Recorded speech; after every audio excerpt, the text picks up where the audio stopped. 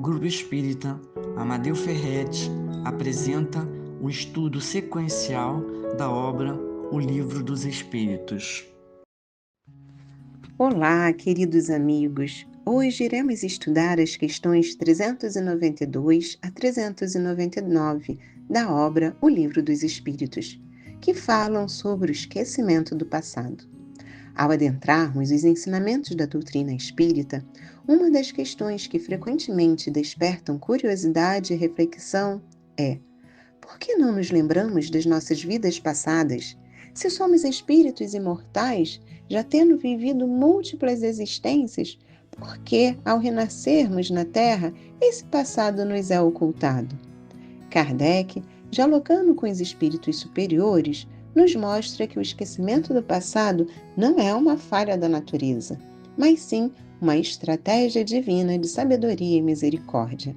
Essa temporária amnésia espiritual nos protege do peso dos equívocos e das dores vividas anteriormente, permitindo-nos recomeçar com mais liberdade e leveza, focando nos aprendizados do presente.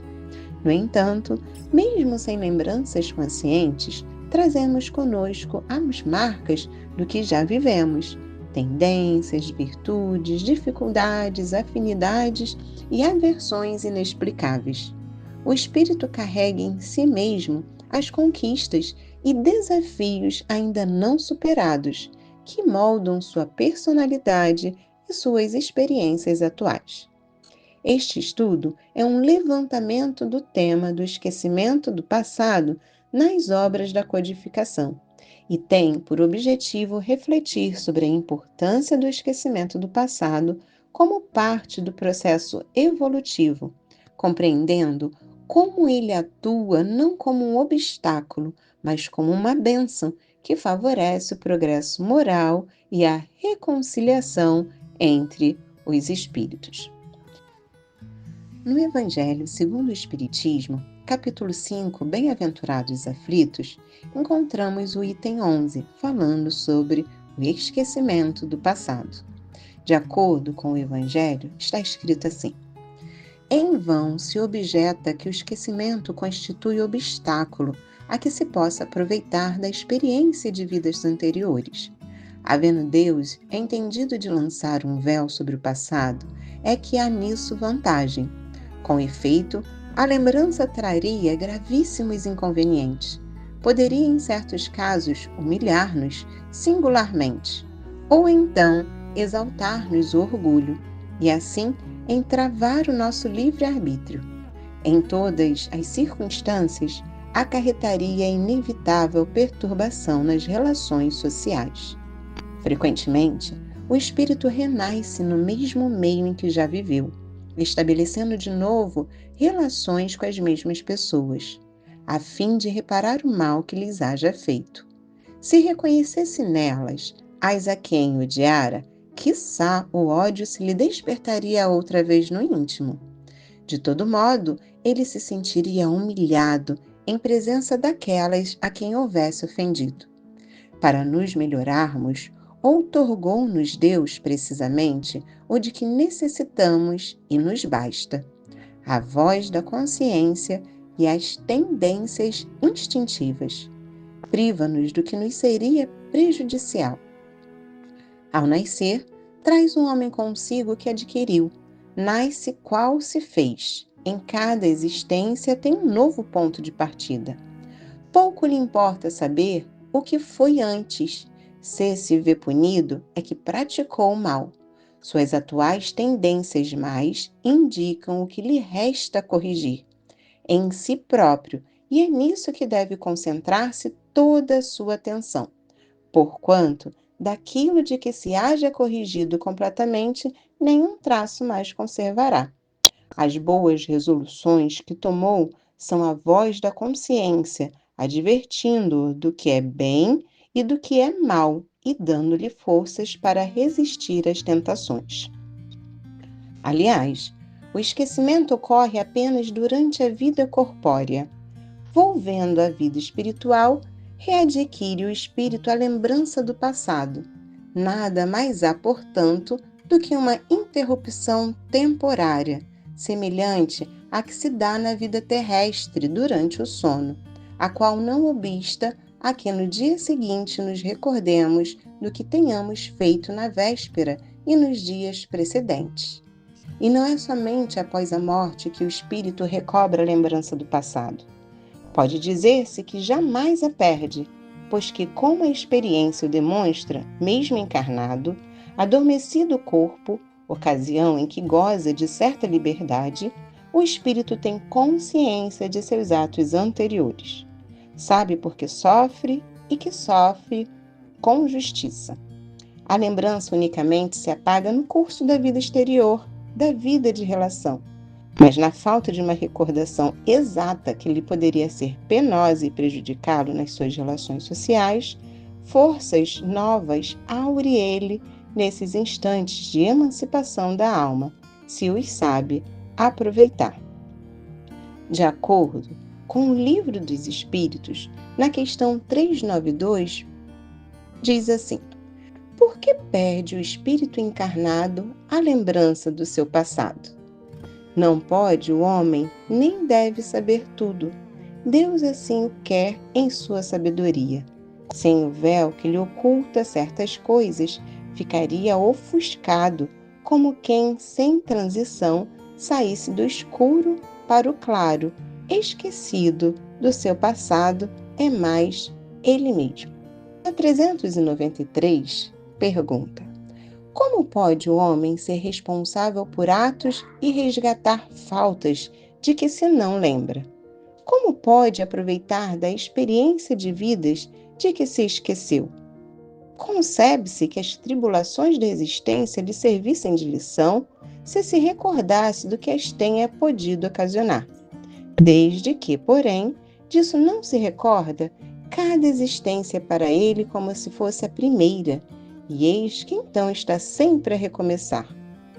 Como conciliar isto com a justiça de Deus?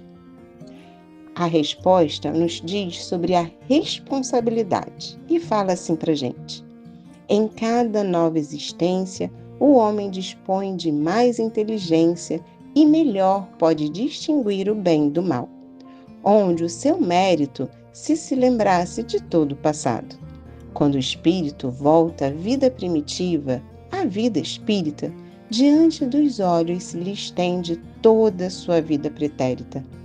Vê as faltas que cometeu e que deram causa ao seu sofrer, assim como de que modo as teria evitado. Reconhece justa a situação em que se acha e busca então uma existência capaz de reparar a que vem de transcorrer. Escolhe provas análogas às de que não soube aproveitar, ou as lutas que considere apropriadas ao seu adiantamento, e pede a espíritos que lhe são superiores que o ajudem na nova empresa que sobre si toma, ciente de que o espírito que lhe for dado por guia nessa outra existência se esforçará pelo levar e reparar suas faltas, dando-lhe uma espécie de intuição das em que incorreu.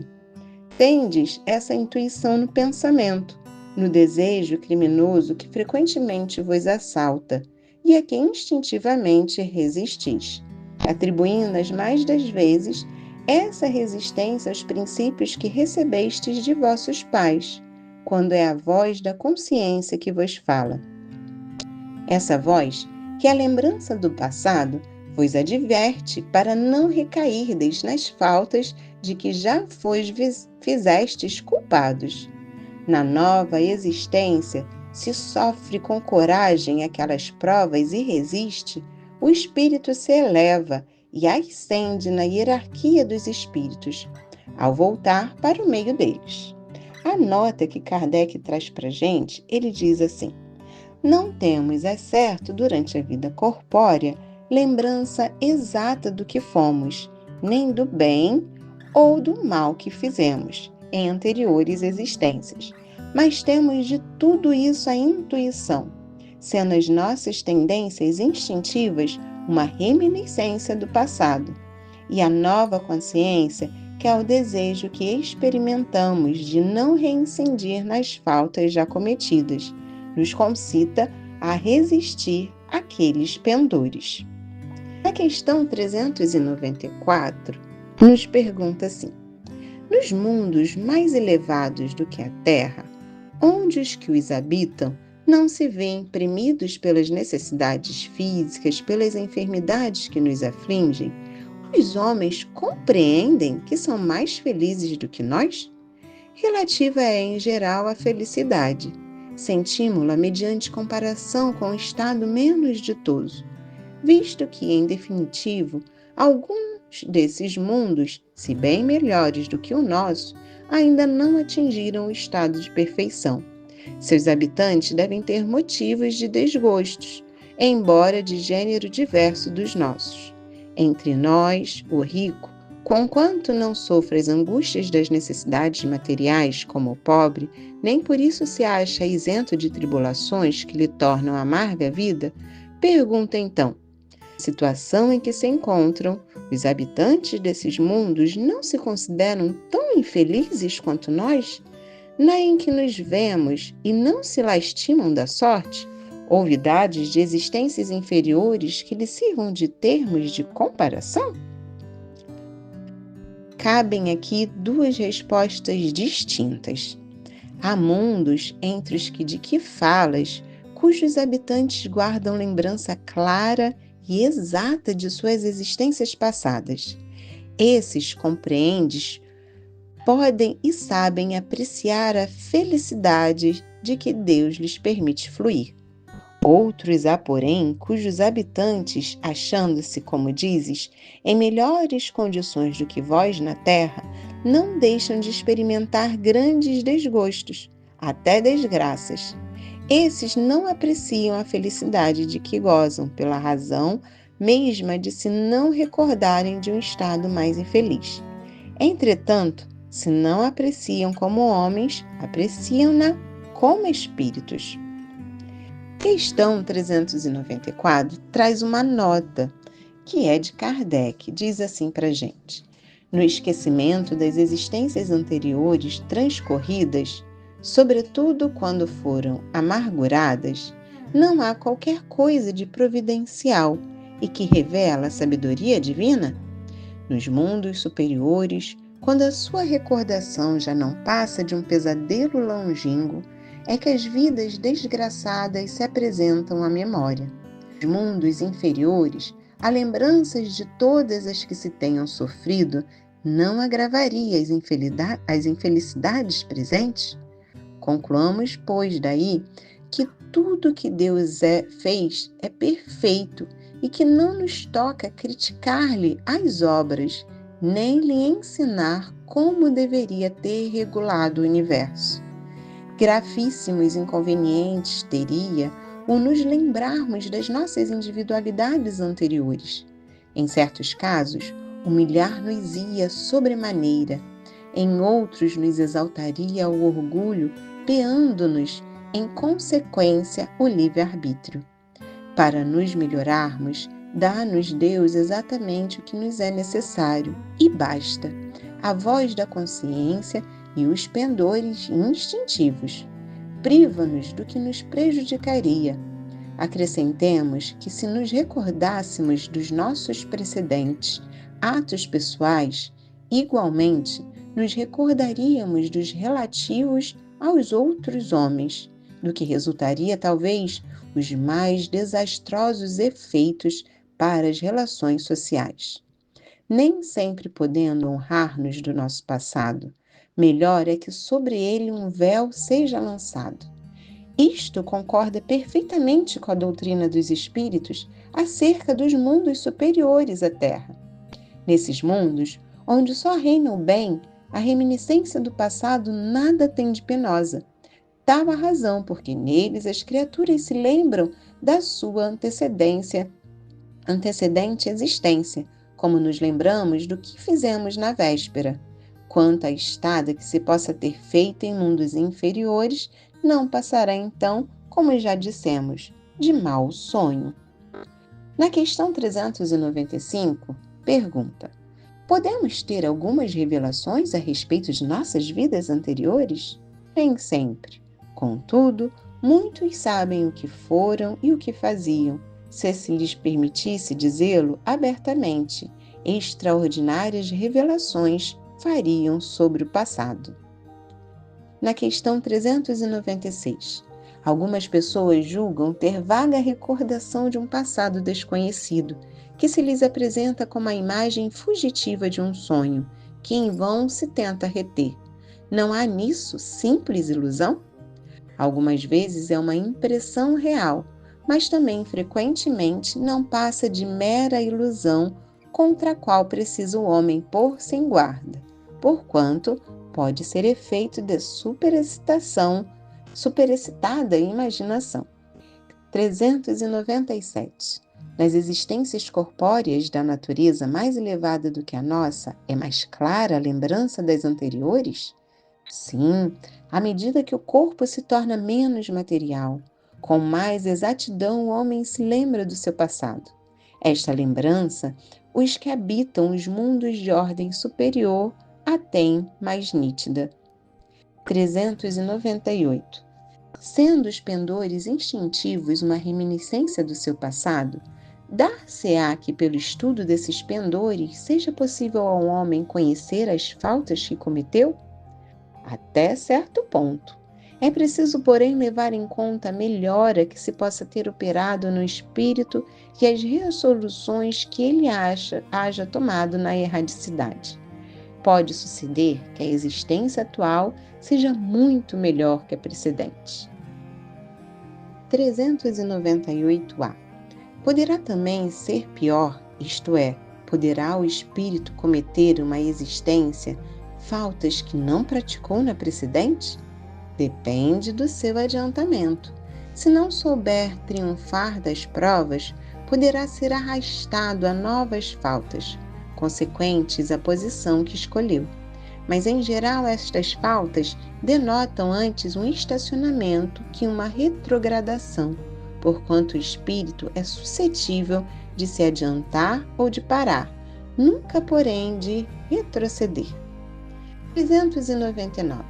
Sendo as vicissitudes da vida corporal expiação das faltas do passado e ao mesmo tempo provas com vistas ao futuro, seguir-se-á que da natureza de tais vicissitudes se possa inferir de que gênero foi a existência anterior?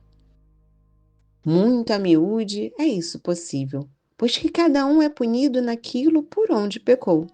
Entretanto, não há que tirar daí uma regra absoluta.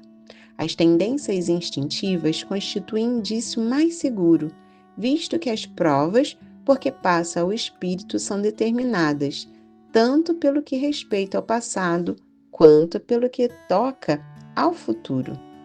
A nota que Kardec nos traz diz o seguinte: chegando ao termo que a providência lhe assinou, a vida na erraticidade, o próprio espírito escolhe as provas a que deseja submeter-se para apressar o seu adiantamento.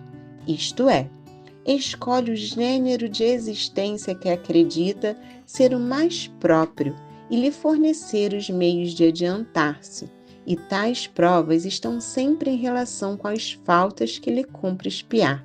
Se delas triunfa, eleva-se; se sucumbe, tem que recomeçar.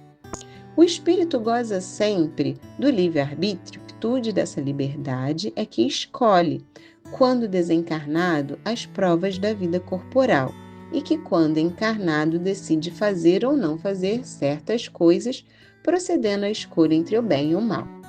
Negar ao homem o livre-arbítrio seria reduzi-lo à condição de máquina. Mergulhando na vida corpórea, perde o espírito momentaneamente a lembrança de suas existências anteriores, como se um véu as cobrisse.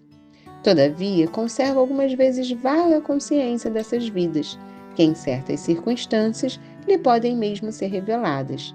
Esta revelação, porém, só os espíritos superiores lá fazem, espontaneamente, com um fim útil, nunca para satisfazer a vã curiosidade. As existências futuras, essas em nenhum caso podem ser reveladas, pela razão de que dependem de modo porque o espírito se sairá da existência atual e das escolhas que ulteriormente faça. O esquecimento das faltas praticadas não constitui obstáculo à melhoria do espírito, porquanto, se é certo que este não se lembra delas com precisão, não menos certo é que a circunstância de as ter conhecido na erraticidade, a de haver desejado repará-las, o guia por intuição e lhe dá a ideia de resistir ao mal, ideia que é a voz da consciência, tendo a secundá-la os espíritos superiores que o assistem, se atende às boas inspirações que lhe dão. O homem não conhece os atos que praticou em suas existências pretéritas, mas pode sempre saber qual o gênero das faltas de que se tornou culpado e qual era o cunho predominante do seu caráter. Basta estudar-se a si mesmo e poderá julgar do que foi, não pelo que é, mas pelas suas tendências. As vicissitudes da vida corpórea constituem expiações das faltas do passado e, simultaneamente, provas com relação ao futuro. Depuram-nos e elevam-nos, se as suportarmos resignados e sem murmurar. A natureza dessas vicissitudes e das provas que sofremos também nos pode esclarecer acerca do que fomos e do que fizemos, do mesmo modo que neste mundo julgamos dos atos de um culpado pelo castigo que lhe inflige a lei. Assim, o orgulhoso será castigado no seu orgulho, mediante a humilhação de uma existência subalterna, o mal rico e o avarento pela miséria, o que foi cruel para os outros pelas crueldades que sofrerá, o tirano pela escravidão, o mau filho pela ingratidão de seus filhos, o preguiçoso por um trabalho forçado, etc. De acordo com o livro O que é o Espiritismo, no capítulo 1, Pequena Conferência Espírita, no segundo diálogo, O Cético, ele vai nos falar sobre o esquecimento do passado. Os argumentos apresentados por um cético a Kardec nos diz assim: não consigo explicar a mim mesmo como pode o homem aproveitar da experiência adquirida em suas anteriores existências quando não se lembra delas, pois que desde que lhe falta essa reminiscência, cada existência é para ele qual se for a primeira, deste modo está sempre a recomeçar. Suponhamos que cada dia, ao despertar, perdemos a memória de tudo quanto fizemos no dia anterior. Quando chegássemos aos 70 anos, não estaríamos mais adiantados do que aos 10, ao passo que, recordando as nossas faltas, inaptidões e punições, que disso nos proveriam, reforçar-nos-emos para evitá-las. Para me servir da comparação que fizestes do homem na terra com o aluno de um colégio, eu não compreendo como este poderia aproveitar as lições da 4ª classe, não se lembrando do que aprendeu no anterior. Essas soluções de continuidade na vida do espírito interrompem todas as relações e fazem dele de alguma sorte uma entidade nova, do que podemos concluir que os nossos pensamentos morrem com cada uma das nossas existências, para renascer em outra, sem consciência do que fomos. É uma espécie de aniquilamento. A explicação de Kardec a essa primeira objeção diz assim: se em cada uma de suas existências um véu esconde o passado do espírito, com isso nada perde ele das suas aquisições, apenas esquece o modo por que as conquistou. Servindo-me ainda da comparação supra com o aluno, direi que pouco importa saber onde, como, com que professores ele estudou as matérias de uma classe, uma vez que as saiba, quando passa para a classe seguinte, se os castigos o tornaram laborioso e dócil, que lhe importa saber quando foi castigado por preguiçoso insubordinado? É assim que, reencarnando, o homem traz por intuição e como ideias inatas o que adquiriu em ciência e moralidade. Digo imoralidade porque, se no curso de uma existência ele se melhorou, se soube tirar proveito das lições da experiência, se tornará melhor quando voltar. Seu espírito, amadurecido na escola do sofrimento e do trabalho, terá mais firmeza, longe de ter de recomeçar tudo. Ele possui um fundo que vai sempre crescendo e sobre a qual se apoia para fazer maiores conquistas. A explicação de Kardec, a segunda objeção, diz assim: segunda parte da vossa objeção, relativa ao aniquilamento do pensamento, não tem base mais segura, porque esse ouvido só se dá durante a vida corporal. Uma vez terminada ela, o espírito recobra a lembrança do seu passado.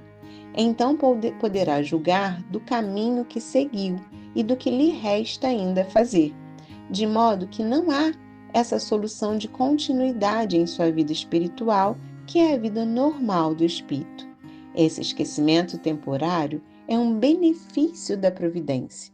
A experiência só se adquire muitas vezes por provas rudes e terríveis expiações, cuja recordação seria muito penosa e viria aumentar as angústias e tribulações da vida presente. Se os sofrimentos da vida parecem longos, que seria se a eles se juntasse a lembrança do passado?